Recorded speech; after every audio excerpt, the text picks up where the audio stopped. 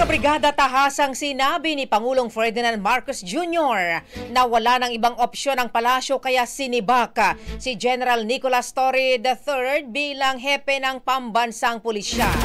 Sa kapihan with the media sa Cambodia, muling pinaliwanag ng punong ehekutibo ang rason pa rin ay dahil hindi sumunod si Torre sa mga direktiba ng National Police Commission o NAPOLCOM. Binigyan din niya na civilian organization ang PNP, kaya dapat na umiral ang kapangyarihan ng civilian authority.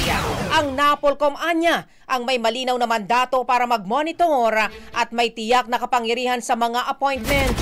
Ayon pa sa Pangulo, ilang beses nilang tinalakay ang sitwasyon, ngunit nanindigan raw si Torre na hindi niya kayang sundin ang direktiba. Dahil dito wala na siyang ibang nakitang solusyon kundi ang sibakin ng opisyal. Dagdag pa ng Pangulo, sa isang uniform service, mahigpit na dapat masunod ang chain of command. Bagong-bago, Brigada Balita. Ang bahaging ito ay hatid sa atin ng Fast Relax. Tanggal ang sakit, ora mismo.